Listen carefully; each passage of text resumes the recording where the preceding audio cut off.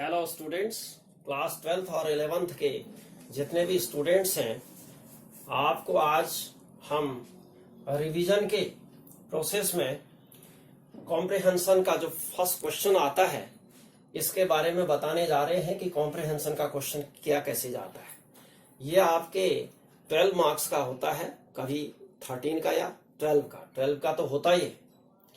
तो 12 मार्क के क्वेश्चन में कैसे आप उसको बहुत एक्यूरेटली सॉल्व करेंगे, इसका एक जो ट्रिक है उस ट्रिक को मैं समझाने जा रहा हूं। तो सबसे पहले आप क्या करेंगे कि कॉम्प्रिहेंशन का जो पैसेज है, सबसे पहले आप इस पैसेज में आपके स्टेप्स हो सकते हैं A, B, C, D, E और F। इतने स्टेप्स हो सकते हैं, कहने का मतलब इतने पैरा होते हैं। अब देखिए, कॉम्प्रिहेंशन के इस पूरे पैसेज को एक ही बार में नहीं पढ़ना है। वो इसलिए कह रहा हूं कि ये काफी लेंदी होता है। इसके बाद इस वर्ष तो नोट मेकिंग हट गया है आपके सीबीएसई और हमारे उत्तराखंड के बोर्ड में या अन्य कोई भी बोर्ड होंगे, तो कोविड-19 की वजह से जो है इसको शॉर्ट कर दिया गया है पेपर को। तो नोट मेकिंग हट गया, 8 मार्क्स का वो आता था। तो 2 पैसेज काफी लेंदी हो जाते थे और उनको पढ़ने में काफी समय उसमें बर्बाद होता था। तो अब आप करेंगे क्या? A, B, C, D, E, F इतने स्टेप हैं इस कॉम्प्रिहेंशन में। इस कॉम्प्रिहेंशन को हम क्या करेंगे, सबसे पहले फर्स्ट क्वेश्चन नंबर 1 को पढ़ेंगे। और क्वेश्चन नंबर 1 को जब पढ़ेंगे तो उसका जो आंसर होगा A या B में से होगा। ऑलमोस्ट यही रहता है। ये एक ट्रेंड है कि बोर्ड एग्जाम में आपको इसी तरह से एक सीक्वेंस में क्वेश्चन पूछे जाते हैं और सीक्वेंस में आंसर भी देने पड़ते हैं। तो क्वेश्चन नंबर 1 जब आप पढ़ेंगे तो उसका आंसर आप A और A में देखेंगे। सबसे पहले आपको A में मिल जाएगा। यदि A में नहीं मिलता है बाय द वे, तो वो B को टच कर सकता है, A से B को। तो A और B में जो है आप उसको A और B दोनों पैरा पढ़ लीजिएगा और उसमें से इसका आप आंसर बना लेंगे। उसके बाद देखिए सेकंड क्वेश्चन को पढ़िए। सेकंड क्वेश्चन को पढ़ने के बाद आप उसका आंसर बी में से देखिए। अगर इसमें पूरा नहीं मिलता है तो सी में भी हो सकता है, बी में न होके सी में भी हो सकता है। तो बी और सी में से एक जगह जरूर आपको आंसर मिलेगा या दोनों में कंबाइंडली भी मिल सकता है। उसी तरह से क्वेश्चन नंबर 3 पढ़ेंगे। इसका आंसर आपको क्वेश्चन पैरा सी में मिलेगा। और नेक्स्ट क्वेश्चन नंबर 4 पढ़ेंगे, इसका डी में मिलेगा। क्वेश्चन नंबर 5 पढ़ेंगे, उसका ई में मिलेगा। और अब क्वेश्चन नंबर जो 6th है आपका, इसमें एंटोनिम्स और सिनोनिम्स आते हैं। एंटोनिम्स और सिनोनिम्स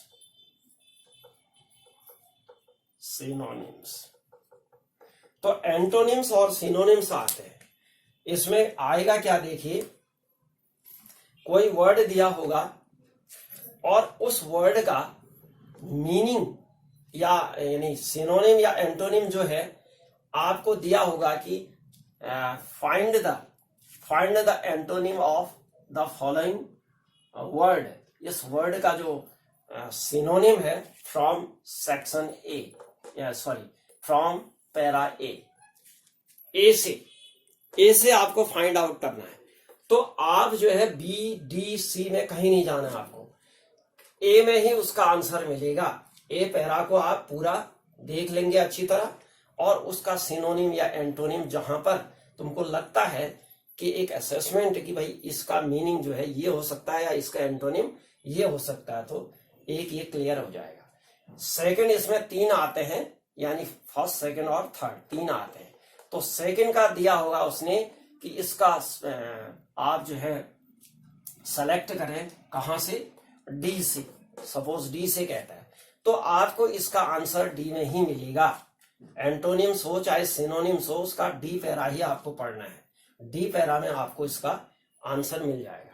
इसी तरह से थर्ड जो वर्ड होगा, इसका आंसर भी चाहे सिनोनिम हो एंटोनिम, सपोज वो कहता है कि इसका आप ई में करिए या एफ में करिए, ई में ही करते हैं तो ई में करिए, तो आप केवल ई पैरा को पढ़ेंगे और ई पैरा में जो है आपको उसका आंसर, एक असेसमेंट लगाना है कि भाई कहां पर इसका आंसर ये आपका मैच कर रहा है, चाहे सिनोनिम हो या एंटोनिम हो। तो ये ध्यान रखना है, ये 12 मार्क्स का जो क्वेश्चन आता है ये एक्यूरेटली आप करना क्या है। देखिए अक्सर बच्चे, मैंने ये देखा बोर्ड एग्जाम में जब हम आंसर बुक चेक करते हैं बच्चों की, तो उसमें ये देखते हैं कि बच्चे क्या करते हैं।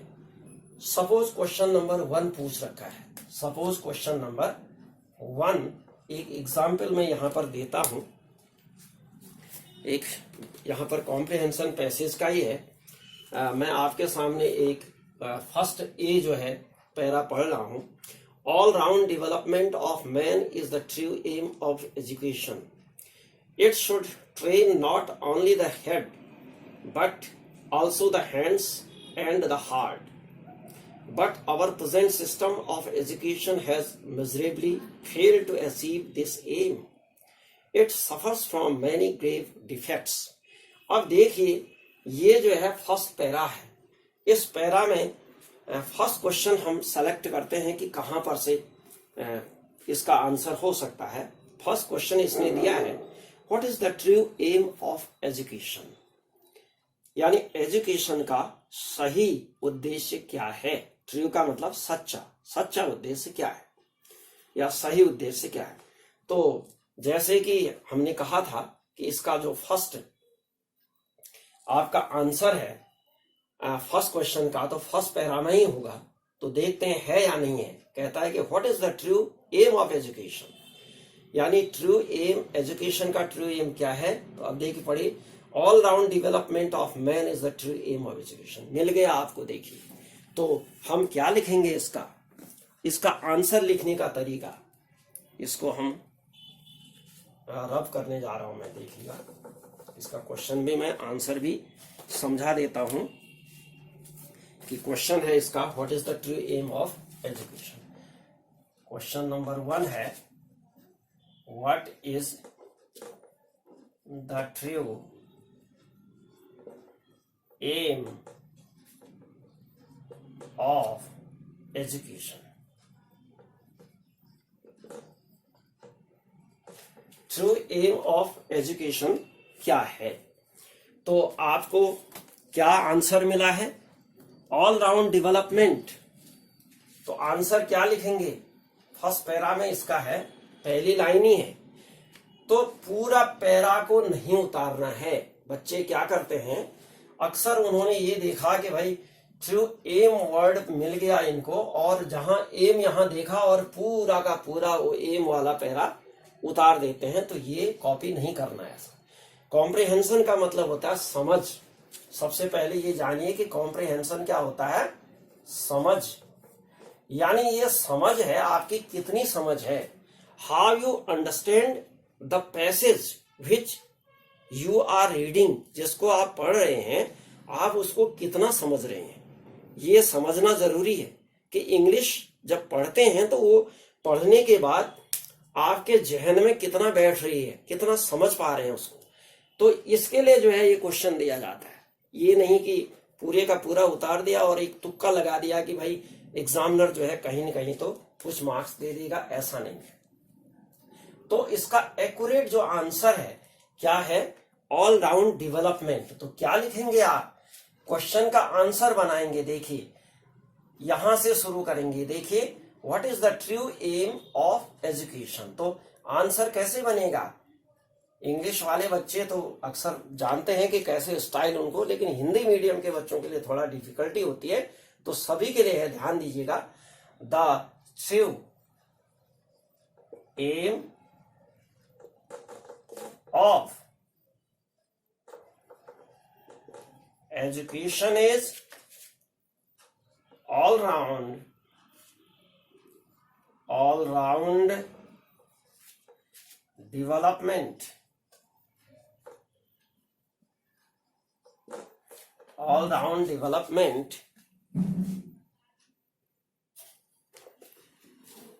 ऑल राउंड डेवलपमेंट ऑफ क्या है, man, all round development of man, यानी मैन का, व्यक्ति का ऑल राउंड डेवलपमेंट करना एजुकेशन का ट्रू एम है। तो ये स्टाइल है, देखिए आंसर देने का सही तरीका ये है। वैसे तो इसमें लिखा है कि all round development of man is the true aim of education, ठीक है, वो भी कोई ऐसा नहीं कि बहुत गलत है ऐसी बात नहीं, लेकिन एक समझ है आपको कि आप समझते कितना है इंग्लिश को, आप इंग्लिश को सही मायने में समझ पाए कि क्वेश्चन किस स्टाइल में पूछे। ये भी देखा जाएगा कि क्वेश्चन व्हाट इज आस्क्ड, ये it is not sufficient, but in which style the question is being asked, किस स्टाइल में क्वेश्चन को पूछा जा रहा है। You have to answer according to that style. उस स्टाइल के अनुसार अगर आप आंसर देंगे तो आपको जो है फुल मार्क्स, यानी ये सपोज 1 मार्क का है या पहला 2 का होता है, 2 मार्क का है तो 2 का यानी 2 मार्क्स आपको पूरे मिल जाएंगे, इसमें कोई आपको नहीं काट सकता। तो एक और करते हैं इसी में, देखिए एक क्वेश्चन और कर देते हैं, एक क्वेश्चन इसमें और है।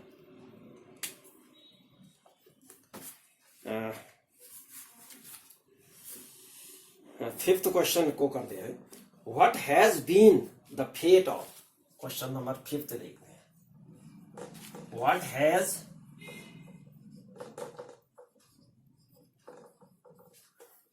Has been the fate of,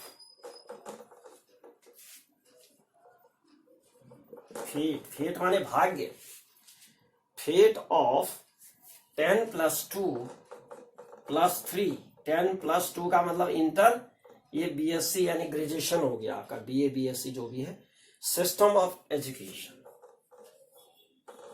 system of education.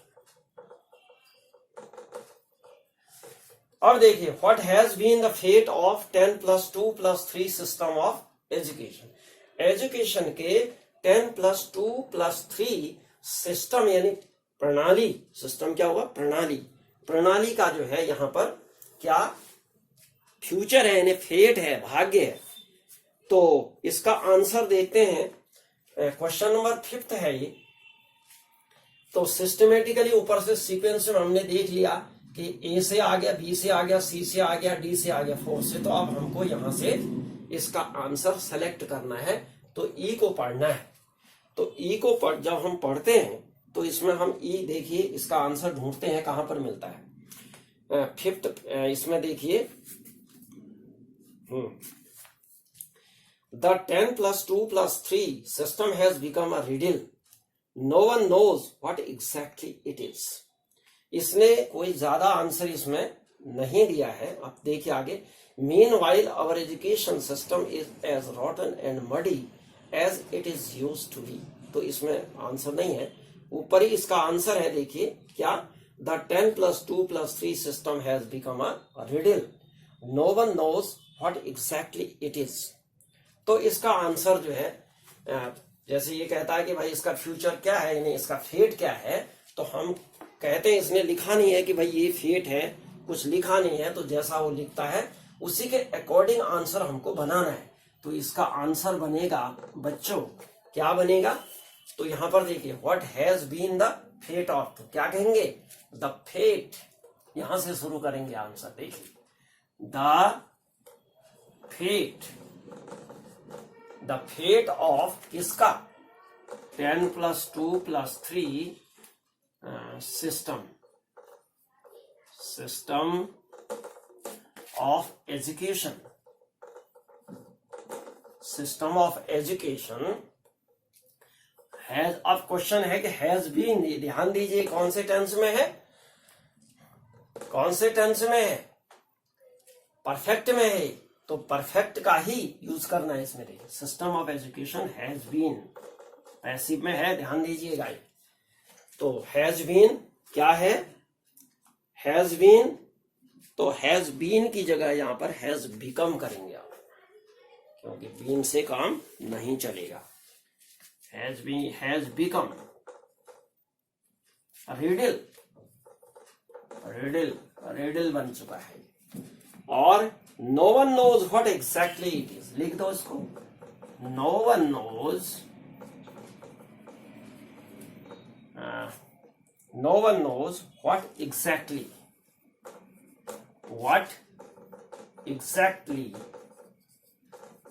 it is, it is। तो देखिए आंसर ऐसे बनाया जाता है। तो पूरा का पूरा जो पैरा है उस पैरा को नहीं उतारना है, ये ध्यान दीजिएगा। क्वेश्चन को पढ़िए आप, और उस क्वेश्चन का आंसर जो है सिस्टमेटिकली एक सीक्वेंस में, जैसे पहला क्वेश्चन है तो ए में मिल गया आपका आंसर इसका, तो इसको पढ़िए according to the question and according to the style of the question, how that is being asked, यानी कैसे पूछा जा रहा है। In the same style you have to answer and you have to select the answer from the first paragraph.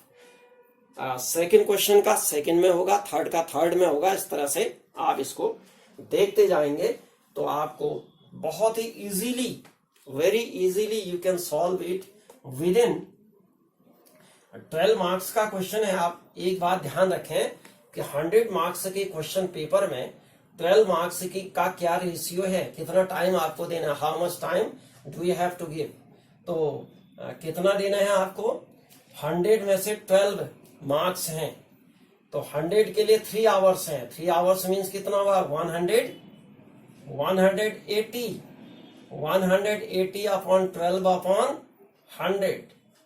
तो 0 से 0 गया, 12 कितना हुआ, 18 दूनी 36, 18 कम 18 3 21, यानी आपको लगभग 21-22 मिनट देना है, ये ध्यान रखिएगा। मैक्सिमम आपको 25 मिनट्स देना है, इससे ज्यादा आप नहीं देंगे। अगर आप ये देंगे तो इट मीन्स ये है कि you will short any important question further. आगे का कोई इंपॉर्टेंट क्वेश्चन आप शॉर्ट कर रहे हैं and you can lose your marks, अपने मार्क्स आप खो सकते हैं। तो ध्यान रखिएगा कि जो स्टाइल है करने की, उसी स्टाइल को फॉलो करें। हर क्वेश्चन को ये देख लें कि कितना, how much time do you have to give, कितना समय आपको देना है, उसी रेशियो में कितने मार्क्स का हो, तो ये ध्यान देना है। तो कॉम्प्रिहेंशन का तरीका ये है, कॉम्प्रिहेंशन ऐसे किया जाता है। तो आई होप आप लोगों की समझ में ये बहुत अच्छी तरह आया होगा। मैं अब आपको क्वेश्चन नंबर 1 हो गया ये, इसी तरह से डे टू डे आपको मैं ये रिवीजन करवाऊंगा। आप मेरे YouTube चैनल में देखें और उसको लाइक करें, सब्सक्राइब करें। प्लीज सब्सक्राइब आप लोग नहीं करते हैं, देखते तो हैं, टाइम तो देते हैं उसको, लेकिन सब्सक्राइब नहीं करते हैं। जिससे ये होता है कि भाई सब्सक्राइब नहीं करेंगे तो हमारा थोड़ा जो मनोबल है वो थोड़ा सा ये रहता है कि भाई बच्चे कर ही नहीं रहे। यद्यपि हम लगे हैं उसको बनाने में, जितना हमारी ओर से हो सकता है। तो डेली हम या 3-4 दिन में कोशिश कर रहे हैं, क्योंकि टाइम भी नहीं मिल पाता है, तो ये ध्यान देना है। तो ओके, थैंक यू।